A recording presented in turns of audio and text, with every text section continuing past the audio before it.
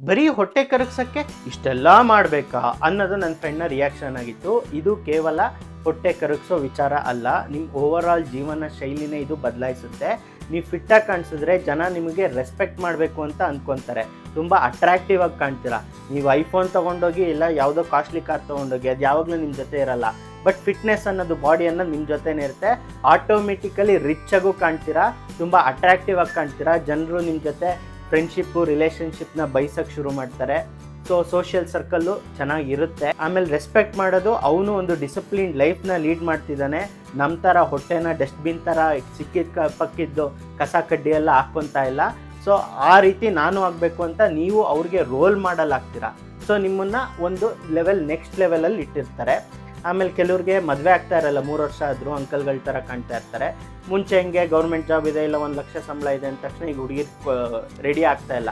ಅವರು ಡೀಸೆಂಟಾಗಿರಬೇಕು, ಒಂದು average looking ಆದರೂ ಇರಬೇಕು, ಚೆನ್ನಾಗಿರಬೇಕು ಅಂತ ಎಕ್ಸ್ಪೆಕ್ಟ್ ಮಾಡ್ತಾರೆ. ಸೊ ನೀವು ಫಿಟ್ ಆದರೆ ಆಟೋಮೆಟಿಕ್ಕಾಗೆ ಕೂದಲೆಲ್ಲ ತಿಕ್ಕಾಗಿ ಬೆಳೆಯೋಕ್ಕೆ ಶುರು ಆಗುತ್ತೆ. ಸ್ಕಿನ್ನಲ್ಲಿರೋ ಪಿಗ್ಮೆಂಟೇಷನ್ ಅದೆಲ್ಲ ಕ್ಲಿಯರ್ ಆಗುತ್ತೆ. ಹೊಟ್ಟೆ ಎಲ್ಲ ಕಡಿಮೆ ಆದಾಗ ಯಂಗಾಗಿ ಕಾಣೋಕ್ಕೆ ಶುರು ಮಾಡ್ತೀರಾ. ಸೊ ಮದುವೆ ಆಗದೇ ಇರೋರಿಗೆ ಮದುವೆ ಆಗುತ್ತೆ. ಮದುವೆ ಆಗಿ ಕೆಲವ್ರಿಗೆ ಲೇಡೀಸ್ಗೆ 28-29 ವರ್ಷ ಆಗಿರುತ್ತೆ. PCOD ಇಶ್ಯೂಯಿಂದ ಮಕ್ಕಳು ಆಗ್ತಾ ಇರಲ್ಲ. ಆದರೂ ಸಹ ಮಿಸ್ಕ್ಯಾರೇಜ್ ಆಗೋ ಚಾನ್ಸಸ್ಸು ಪಾಸಿಬಿಲಿಟೀಸು ತುಂಬ ಜಾಸ್ತಿ ಇರುತ್ತೆ. ಸೊ ನೀವು ಫಿಟ್ ಆಗೋದ್ರಿಂದ ಮಕ್ಕಳು ಸಹ ಆರೋಗ್ಯವಾಗಿ ಹುಡ್ತಾರೆ. ನೀವು ಓವರ್ ವೆಯ್ಟ್ ಆಗಿದ್ದರೆ ಪ್ರೆಗ್ನೆನ್ಸಿ ಟೈಮಲ್ಲಿ ನಿಮ್ಮ ಹಾರ್ಮೋನಲ್ ಲೆವೆಲ್ಸು ಹೆಲ್ತು ಚೆನ್ನಾಗಿಲ್ಲ ಅಂತ ಅಂದರೆ ಅದೇ ಕಾಯಿಲೆಗಳು ನಿಮ್ಮ ಮಗುಗೂ ಈಸಿಲಿ ಟ್ರಾನ್ಸ್ಫರ್ ಆಗುತ್ತೆ. ಆ ಮಗು ಕೂಡ ಒಬೀಸಾಗಿ ಹುಟ್ಟುತ್ತೆ. ಸೊ ನಿಮ್ಮ ಫ್ಯೂಚರ್ ಜನ್ರೇಷನ್ನು ಅಷ್ಟು ಚೆನ್ನಾಗಿರಲ್ಲ. ಸೊ ಅದು ಕೂಡ ಫಿಕ್ಸ್ ಆಗುತ್ತೆ.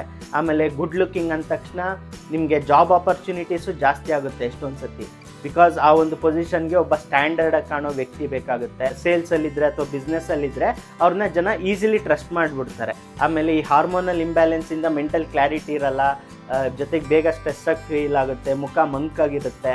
ಸೊ ಈ ಕಾಯಿಲೆಗಳೆಲ್ಲ ಕ್ಲಿಯರ್ ಆದಾಗ ಮತ್ತೆ ಅಲರ್ಟು, ಫೋಕಸ್ಸು ಎಲ್ಲ ಚೆನ್ನಾಗಾಗುತ್ತೆ. ಯಾವುದೋ ಫಂಕ್ಷನ್ ಹೋದಾಗ ನೀವೇ ಸೆಂಟರ್ ಆಫ್ ಅಟ್ರಾಕ್ಷನ್ ಆಗಿರ್ತೀರಾ. ಈವನ್ 200 ರೂಪಾಯಿ ಶರ್ಟ್ ಹಾಕಿದ್ರೂ ಒಳ್ಳೆ ಸೆಲೆಬ್ರಿಟಿ ಥರ ಕಾಣ್ತಾ ಇರ್ತೀರಾ. ಸ್ಟ್ರೀಟ್ ಫೈಟ್ಸ್ ಏನಾರು ಆಯಿತು ಅಂತಂದರೆ ಜನ ನೀವು ಫಿಟ್ಟಾಗಿದ್ದರೆ ನಿಮ್ಮ ಹತ್ರಕ್ಕೂ ಬರೋಕ್ಕೆ ಹೋಗಲ್ಲ. ಹೆಚ್ಚು ಕಮ್ಮಿ ಆದರೆ ಹೊಡೆದು ಊಸ್ಟ್ ಮಾಡಿಬಿಡ್ತಾನೆ ಗುರು ಅಂದ್ಬಿಟ್ಟು. ಸೊ ಜಗಳಗಳು ತಪ್ಪುತ್ತೆ.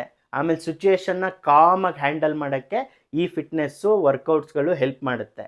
ಅದು ಮಾಡಿರೋರನ್ನ ಕೇಳಿ ಎಕ್ಸ್ಪೀರಿಯನ್ಸ್ ಮಾಡಿರ್ತಾರೆ.